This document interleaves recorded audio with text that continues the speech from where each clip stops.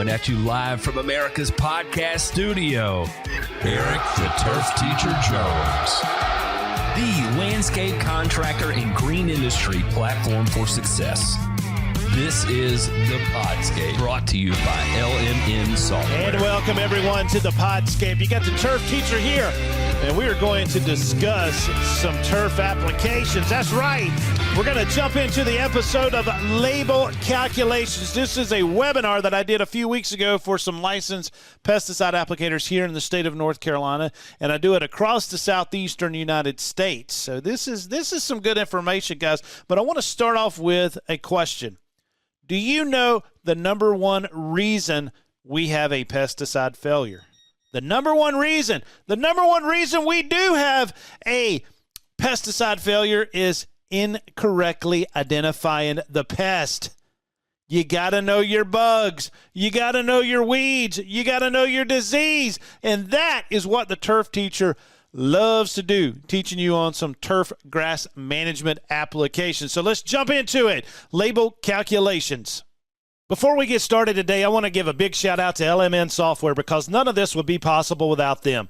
I've personally been using their software in my own company, and so far it's been a complete game changer for my business. LMN is the most comprehensive landscape business management software in the industry. From budgeting, estimating, CRM, time tracking, and so much more, it's a simple do-it tool for your landscape business and provides a platform to scale your company to the next level. And the best part about LMN is they have a free version, which you can begin using today if you choose to. Just visit golmn.com/free to learn more and start taking advantage of the software that's helped me grow my business into a successful, sustainable, and profitable company. That's golmn.com/free.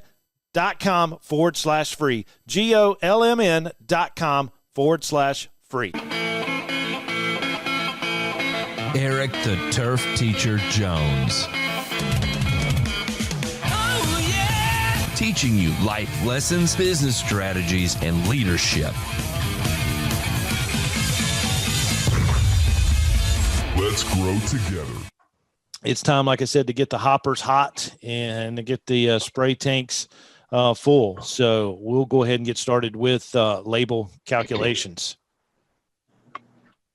And so our objectives, we are going to distinguish between a label and a labeling. Label is what's printed on the container, the pesticide container itself. Labeling is everything else that's included that we may get from the ag agents, that we can get from our pesticide vendors, anywhere. We go to a trade show and we get flyers and we get pamphlets and stuff. All of that is considered labeling for the pesticides. And actually the label is included in that labeling, but the label is exactly what is printed on the bottle.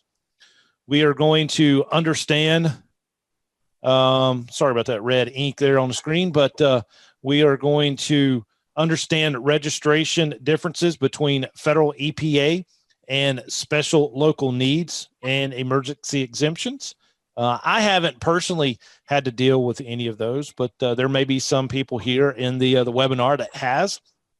And then we're going to find brand, chemical, and common names on the label. And then we'll identify active ingredient percentage in the pesticide formulation. And then we'll understand the wording used on labels and its meaning, whether it's danger, poison, danger, warning, and caution. And then we'll look at a Msds sheet and identify some of the parts of it. And we will understand calibration of equipment. We will calculate application area size, determine some application rates, determine the amount of pesticide carrier and concentrate to be used, and then we'll understand nozzle speed and pressure and how they affect calibration. And last but not least, we will look at some pesticide math, and we'll kind of compare it to actually purchasing some beverages and calculating that through a pesticide problem that we've got set up at the very end. And so label or labeling, again, I kind of went over that and during the objectives, but the label itself is the information attached or printed on a pesticide container. The bad things about those labels on the bottles is that they're going to get wet. They're going to get destroyed. They're going to get messy. They're going to get sweaty. It's just not a good place to put it, but they have to have it on the container. So I always ask when we purchase our pesticides, can we get an extra copy? If not, we'll always go to Google and we will search that pesticide, and you're always going to be able to find a label. If they're short and sweet, we'll go ahead and print them out and keep them in a loose leaf notebook in the truck. If not, I like taking a tablet with us, and that way we can have an electronic copy, because I never want to depend on the label that stays attached to the bottle, because it's going to get messed up. Your labeling, which does include the label, and then all other information that we can get, whether it's at a trade show, our dealer that we're buying it from, ag agents will have a lot of stuff, and then just the sales reps that we'll see, here and there, that'll give us the information. And this labeling can include leaflets or brochures that we do pick up at some of the trade shows and stuff that we go to. With EPA approval, it takes a minimum of 6 years to receive EPA approved labeling. And that's quite a bit of time. So if you're a scientist and you're working on some new formulation that can take care of some of our problems out there, it's going to take a while to get it done. But the EPA, they are going to have to determine the level of toxicity. They are going to test the residual that is left in the environment. A lot of pesticides become restricted use pesticides just because of their residual activity. And then they'll look at the environmental hazards, and then they'll add the precautionary statements to each pesticide. So it is a lengthy process for these companies to come up with their pesticides. Here we're looking at a fictitious label. This is Rondo herbicide, which, is pretty much going to be an example of Roundup. And it's got the name there circled in red. It's got its EPA registration number highlighted there in the yellow. And then in the blue, it's got the active ingredient. And it does have the glyphosate, which is the active ingredient in Roundup. And we're looking at about 41% there. And then all the other ingredients are 59% to make up the total of 100%. The precautionary statements are there: hazardous to humans and domestic animals, and it always needs to be kept out of the reach of children. So preferably in a locked up storage bin, a little outdoor shed or whatever. I like keeping our pesticides separate.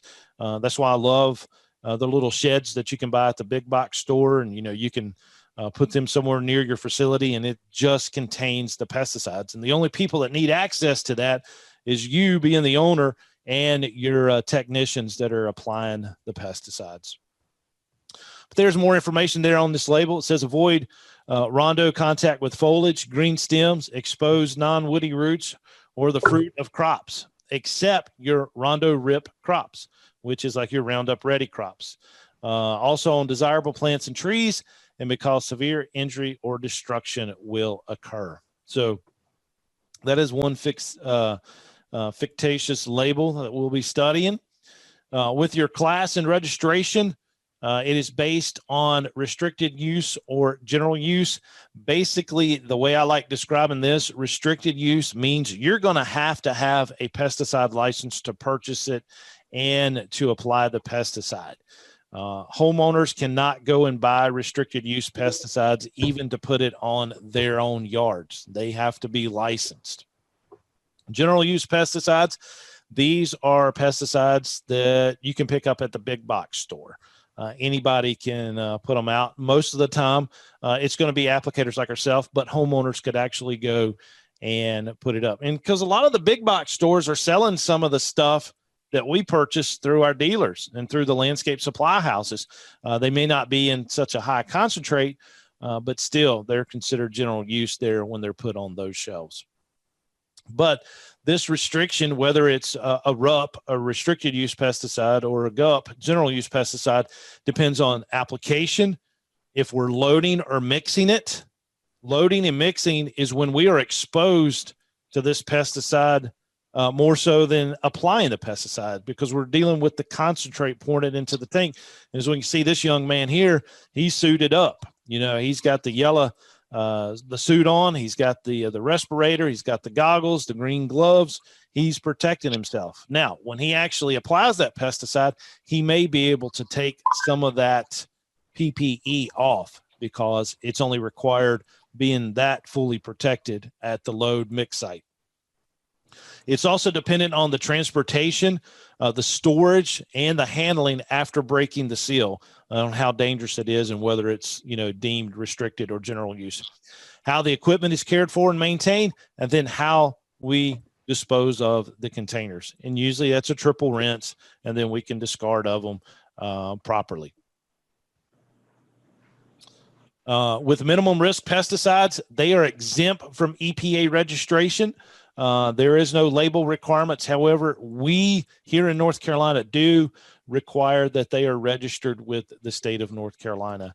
I'm trying to think of one right off the top of my head of a minimum risk, but I'm sure it's one that we can buy at either Lowe's or Home Depot or one of the other stores. Standard registrations, you as a certified pesticide applicator are responsible for only applying pesticides registered with the EPA. Now, can anybody give me an example of a pesticide that's not registered with the EPA? Because pretty much everything that we purchase is registered. So when might we run into a situation where we have a pesticide that is not registered? And I asked one of our local ag agents that, and he gave me a really good answer. So I want to see if you guys kind of know where we're at with that. You might want to take a stab at it. Surfactants ain't and pesticide. Yeah, but we're talking about one that's not registered. A pesticide. Anybody ever grow up on a farm? Yeah. What do we find in some of Grandpa's old cabinets and stuff? Moonshine. Well,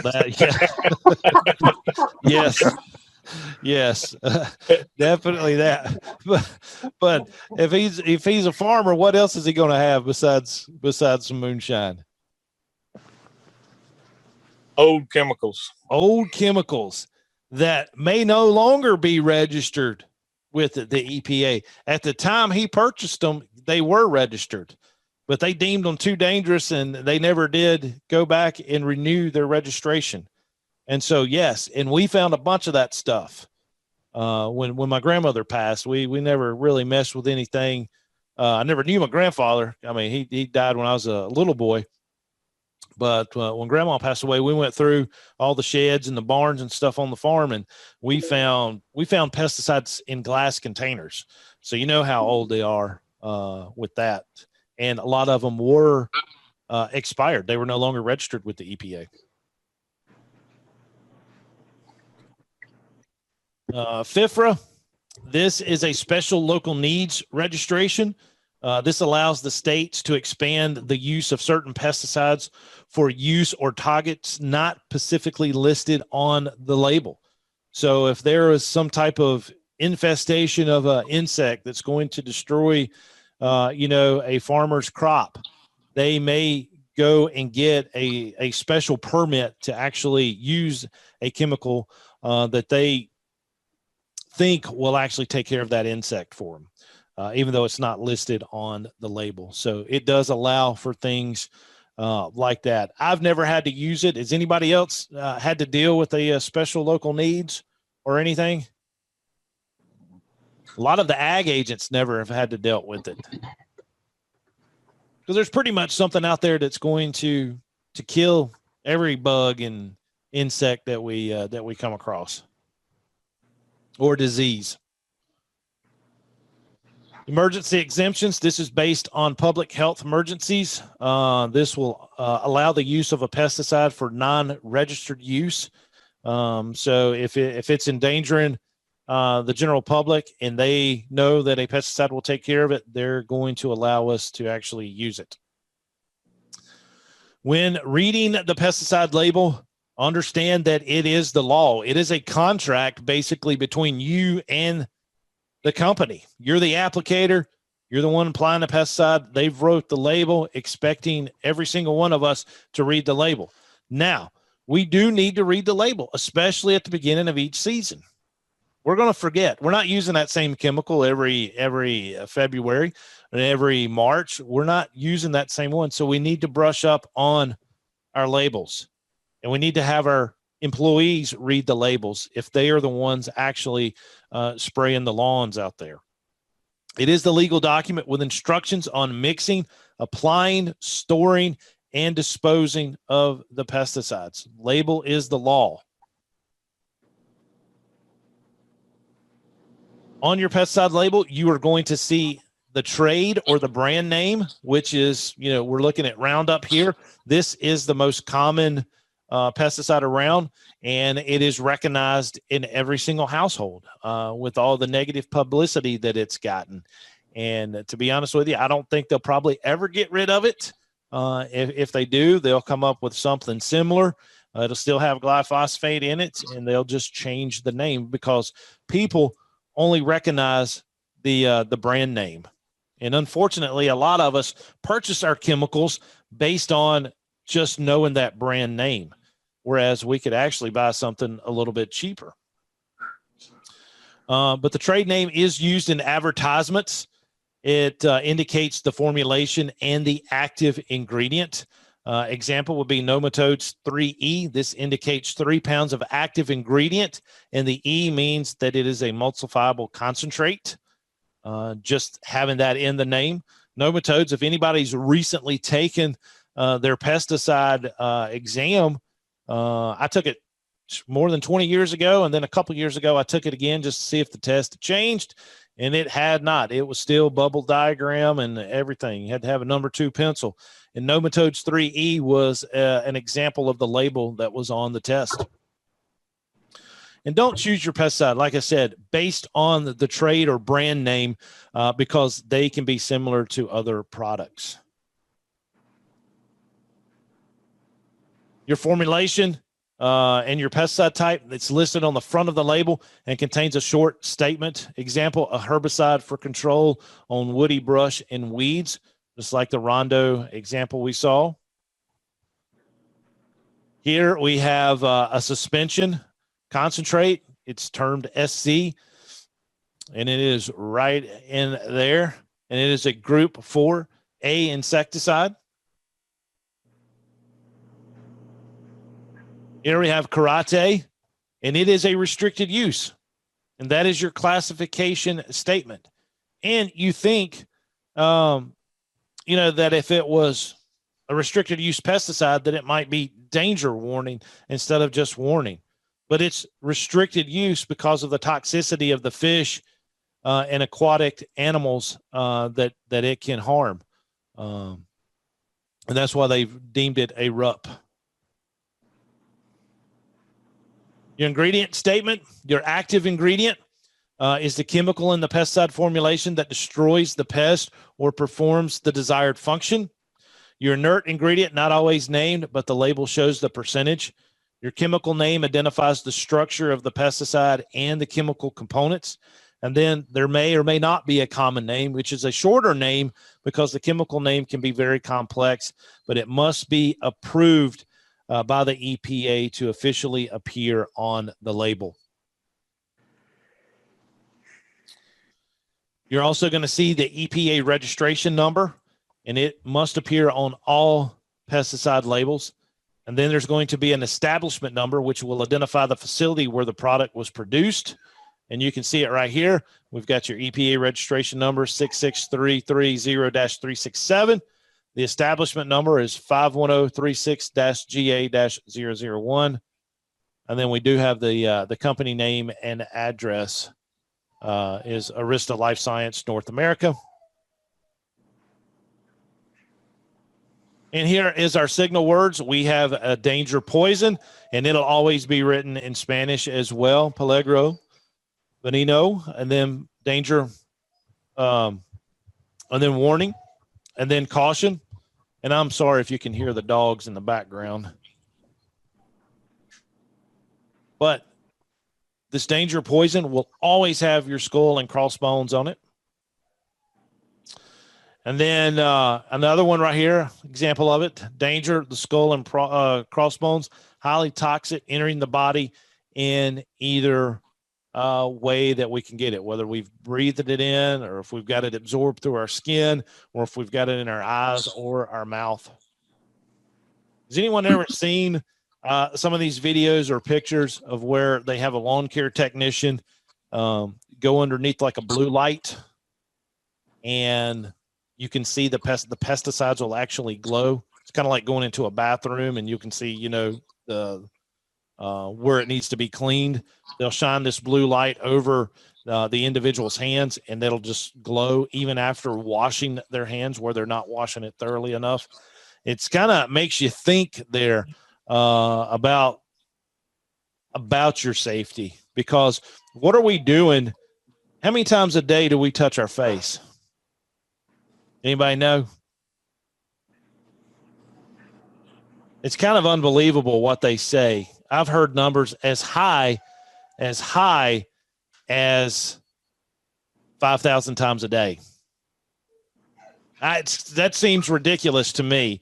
But I guess if you're doing this or whatever, but I'm assuming, you know, the hotter it is, the more so you are going to wipe, you know, the sweat off the brows. And that is going to be an issue where you're going to touch your face that many times. So always be careful with that. Warning is moderately toxic if entering through the mouth, skin, or inhalation.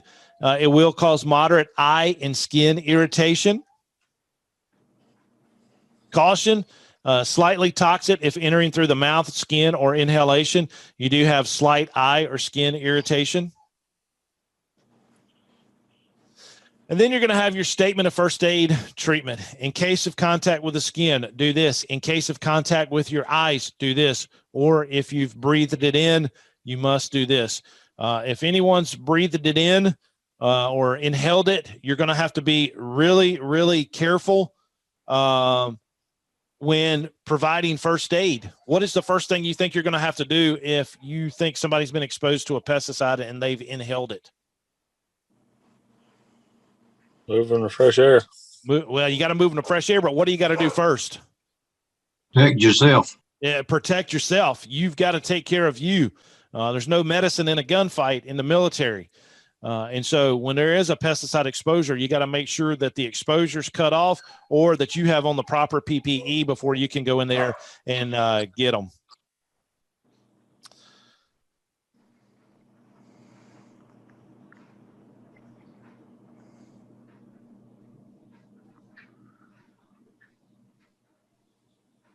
All right.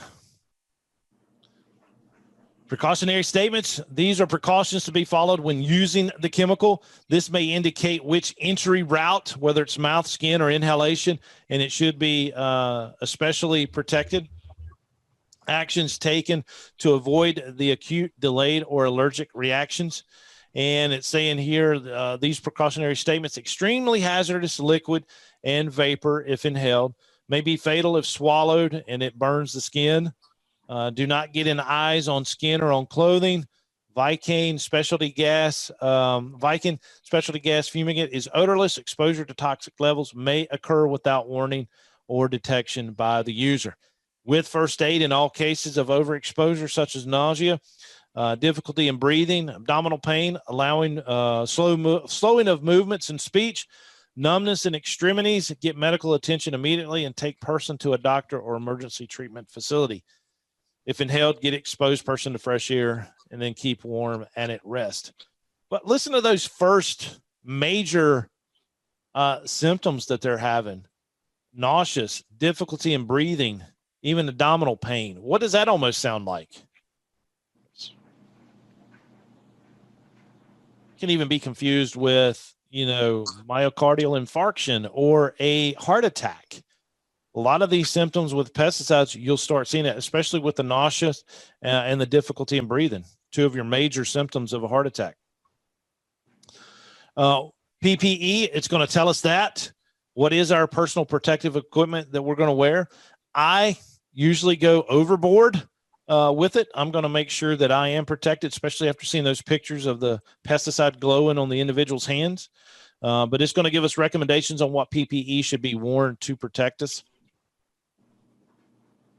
The environmental hazards and general environmental statements, the warnings on the label to prevent the runoff and drift, and then the physical and chemical hazards and whether they are flammable or corrosive. And these are especially important for our local fire departments. Why?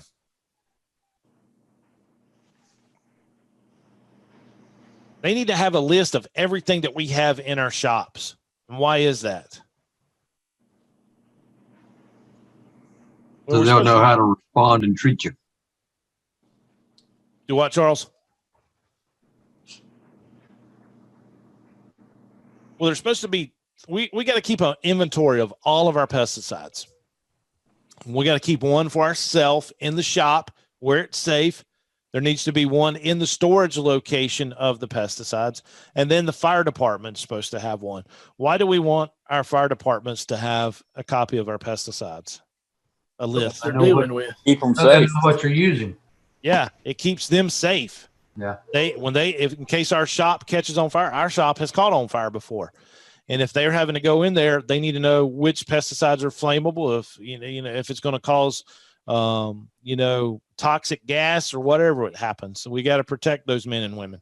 Your directions for use. This section specifically details how to use, store, and dispose of your pesticides. And remember, the label is the law. And then always read the label first. Me and my good friend Matt Martin, he has an awesome YouTube page when it comes to turf grass management. We're always talking about we have to read it. And my best place for me to read pesticide labels is here on my phone. If I'm, at shouldn't say dinner with the wife or whatever, but if I'm bored or whatever, I am going to pull out my phone and I'm gonna do some research, on these labels that I know we're gonna be spraying. Eric the Turf Teacher Jones. Teaching you life lessons, business strategies, and leadership. Let's grow together. If you're needing irrigation, landscape, or pesticide credits, check out my website at turfteacher.com. Every Tuesday evening at 7 p.m., we host Turf Talk Tuesday for pesticide credits and have online courses for both irrigation and landscape contractors. There are also several opportunities to get your credits at one of our seminars that we do throughout the southeastern United States and information on our Christmas lighting course. Check it out again at turfteacher.com.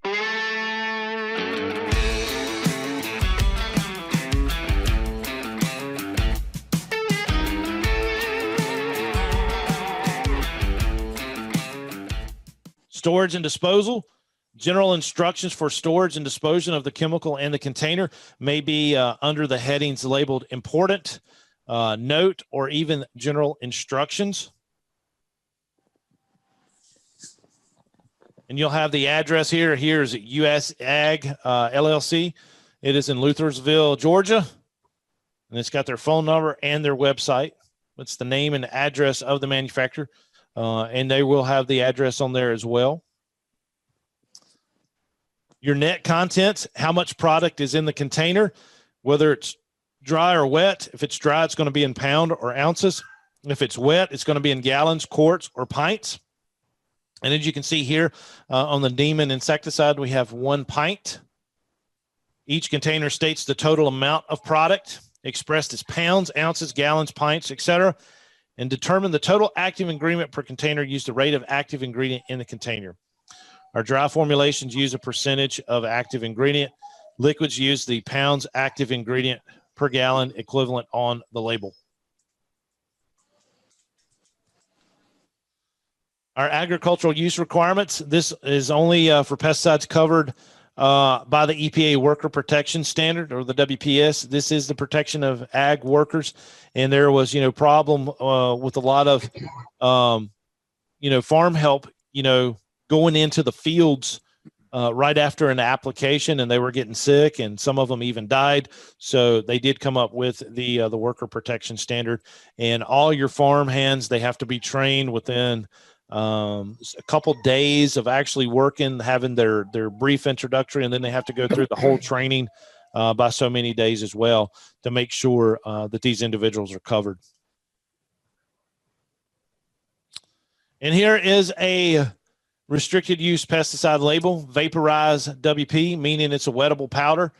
So number 1 is our restricted use designation. Number 2 is our trade name, which is Vaporize. 3 is the formulation, WP.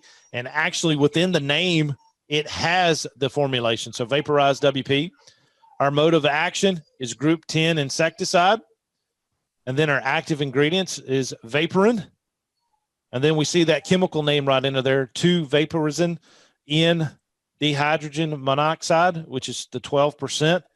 So it's very low percentage weight. And then the other active ingredients is 88%, but it's still a restricted use pesticide, even though by weight, it's not that much in it.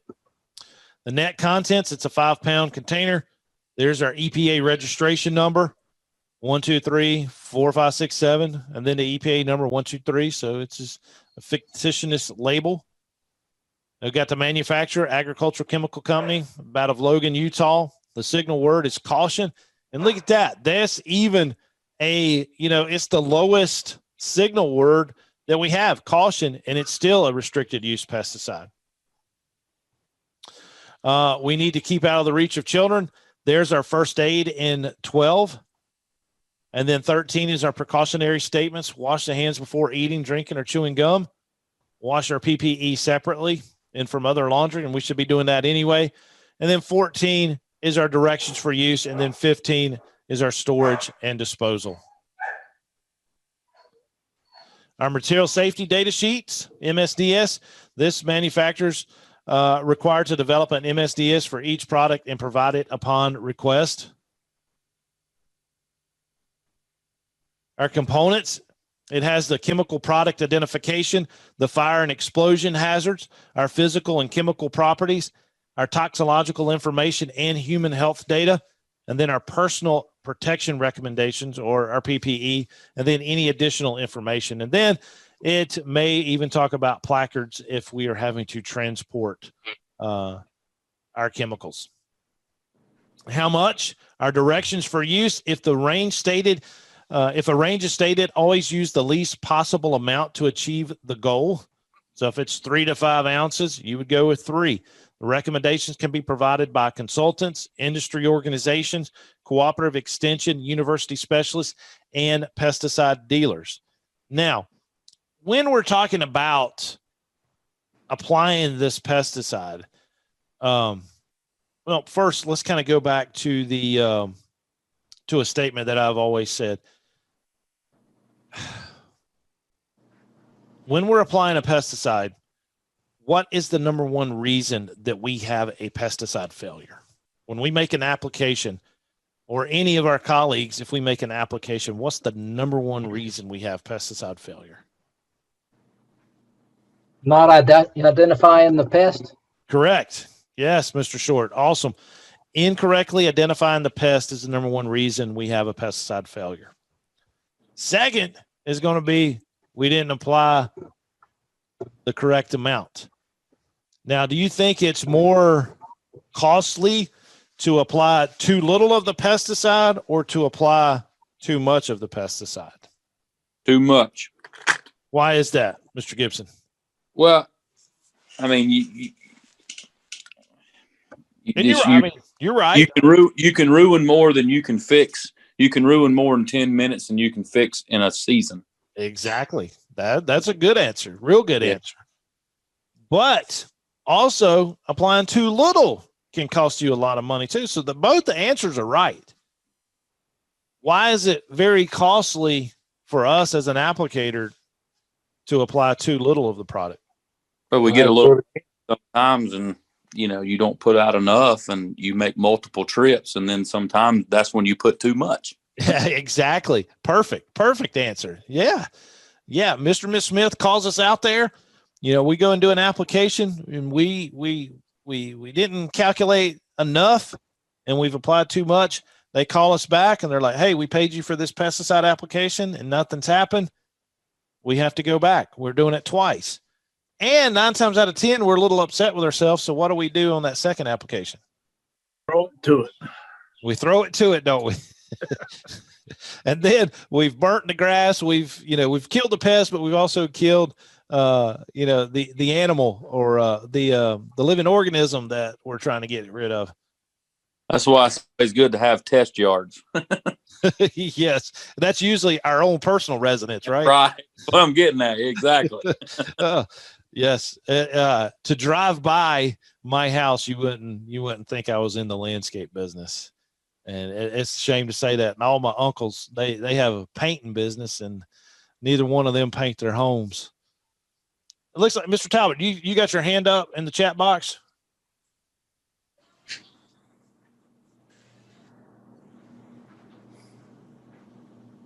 I was just double checking there in the chat box if anybody had any questions.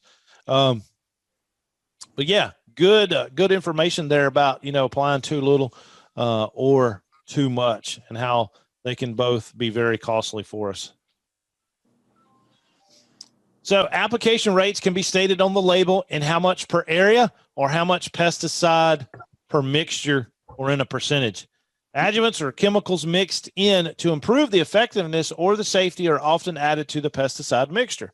Now, that you got to really kind of calculate what's going on, because if you calculate just your chemical and just the water going into the tank, you've got to take into that consideration, because the first thing we got to do is figure out our total mixture and then subtract out the water that's being replaced with the pesticide. And then if we're having to add this extra stuff, we've got to be very, very careful and right with our calculations. But we'll see stuff like 5 gallons per acre, 5 pints active ingredient per acre, 5 tablespoons per gallon, half pound active ingredient per 500 gallons, or 0.5% by volume or by weight. So when we mix, load, and calibrate your spraying using water only.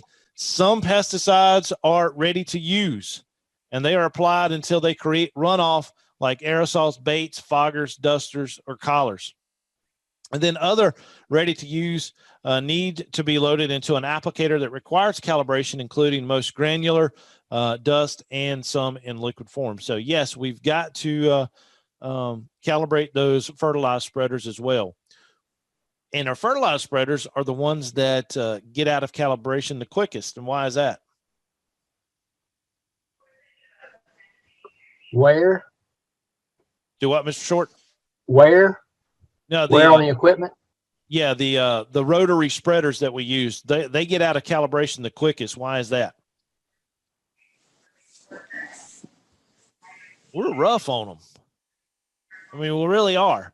They're sitting in the back of the truck. They're, you go over speed bumps and stuff like that. They're going to get out of calibration more so than a backpack sprayer or even your hose sprayer that you pull off the truck, just because of the bouncing around. We've got to secure them down with it. That's why I love those little receiver hitch fertilize, the spreader holders that kind of go on there. It's a real neat idea. Some concentrates don't need to be applied when with calibrated equipment. They're just diluted, loaded, and sprayed enough to cover it thoroughly, or applied to the point of runoff. Most concentrates have to be diluted and applied with calibrated equipment. If we're going to spot spray some weeds and shrub beds, we're probably not going to calibrate that backpack sprayer just to do that. But if we're going to take that backpack sprayer and we're going to use it to spray weeds in turf grass, we're definitely going to calibrate it. The calibration is the process of measuring and adjusting the amount of pesticide your equipment applies or delivers to a specific point. The benefits of calibration include safety, efficiency, and cost savings. Applying more or less than necessary is a waste of money. Now, when it comes to calibration, we definitely need to do it at the beginning of the season. We're getting ready to use this equipment. When are some other times that we would want to calibrate our equipment? In the middle of the day. Why is that, Mr. Price? After lunch, you're slowed down somewhere you've been eating too much. That's right. That's right. We might be walking. We might be walking. They say the average, applicator walks around 2 to 3 miles an hour. We might be full speed at 8 o'clock in the morning and walking 3 miles an hour. And like I said, we go eat a heavy lunch and it gets hot. We might slow down to 2 miles an hour, and where we've calibrated that equipment that morning, because we should calibrate every single morning before we leave the shop. Yep. And then by the end of, getting there after lunch, we are slowing down and we're not putting out enough. Well, no. We're actually putting out too much. I correct myself. When we slow down, we're applying more pesticide than needed.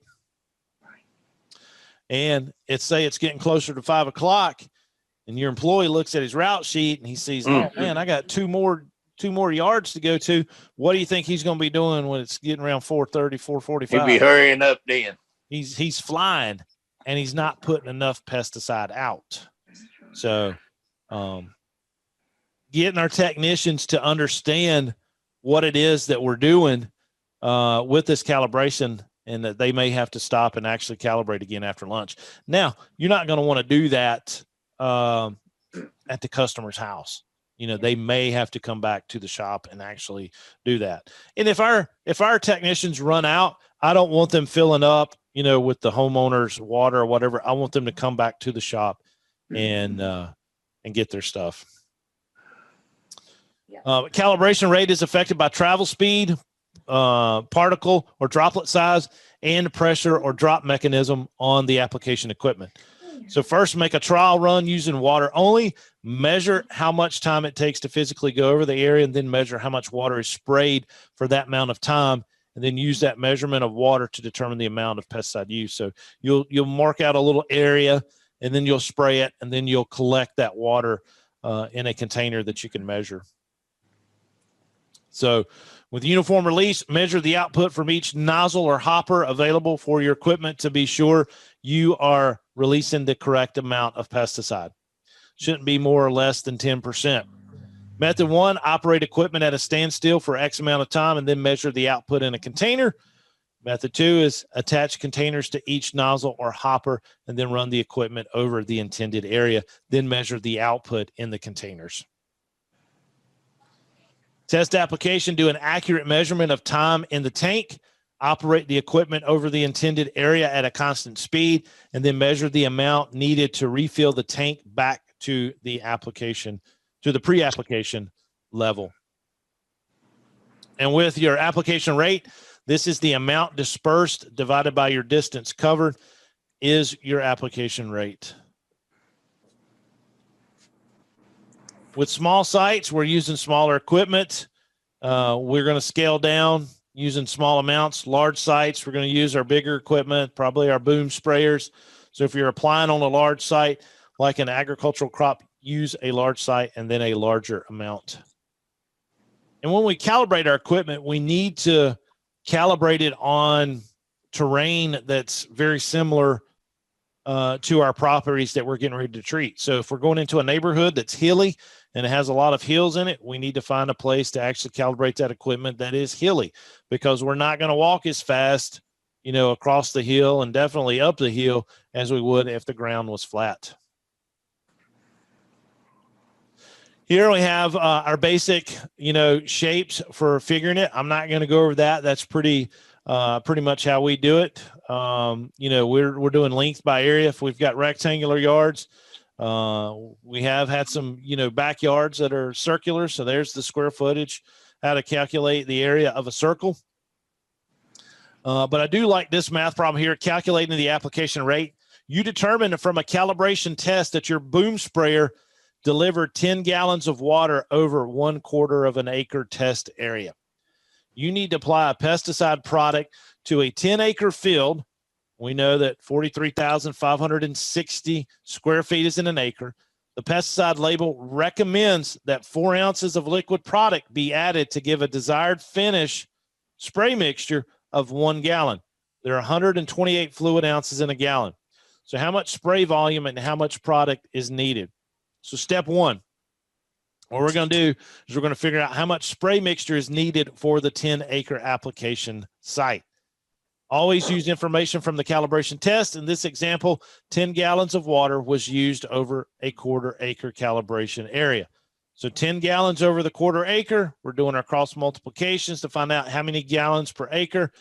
And that gives us 400 gallons of spray mixture needed. Step 2, we're going to use the pesticide product that make up the 400 gallons of spray mix. We use the label rate of 4 ounces of product per gallon spray. 400 gallons of spray mixture times 4 ounces, we need 1,600 ounces of product. How many gallons of product are needed? Remember, 128 ounces is a gallon. So 1,600 divided by 128 ounces, we have 12.5 gallons of product. So to treat 10 acres, you need a total final spray mix of 400 gallons. That includes the 12.5 gallons of concentrated product. So how many gallons of water do we need to put in our tank?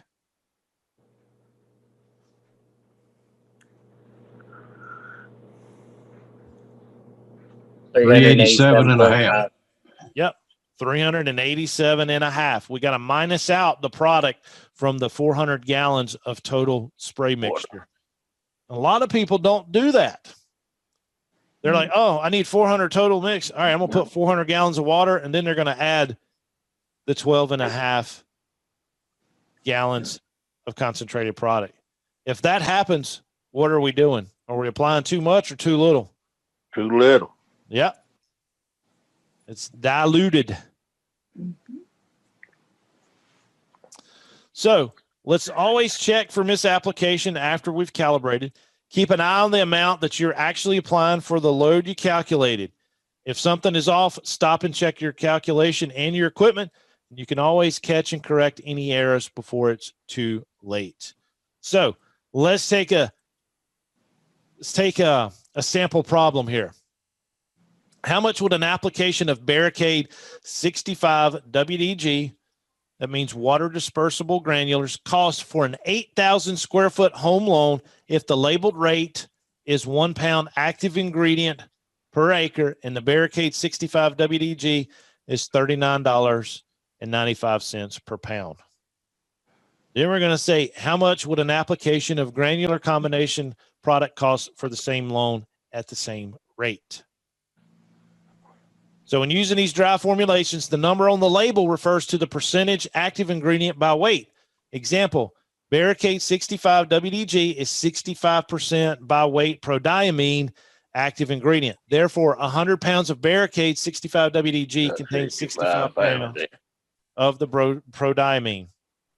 1 pound of Barricade is 0.65 pounds of the active ingredient. When using liquid formulations, the number on the label refers to the pounds active ingredient per gallon of product. So example, Barricade 4FL has 4 pounds prodiamine active ingredient per 1 gallon of product. Therefore, if you have 2.5 gallons jug of Barricade 4FL, you have 10 pounds of prodiamine. The 4 pounds per gallon times 2.5 gallons is our 10 pounds active ingredients. So how do we incorporate this information into sprayer spreader cost calculations? We're going to do it through dimensional analysis. We start with what we have to get with what you want. And so we were just talking about what we find in Grandpa's shed, moonshine. Let's think about this in terms of beer. How much would 5 truckloads of beer cost us if we delivered it to a convenience store and there's 1,000 20-ounce drinks on the truck that cost a nickel an ounce? How much will that cost us? We're going to set up a problem very similar to how we would set up a pesticide problem. So we're starting with what we have. We have the truckloads and we want to get to the cost. So we're beginning with the unit that you have and proceed to the unit by canceling out everything else. Now, this is a little bit easier than the math that I have to help my 8th grader with. I can't stand the math that they're having to do at home.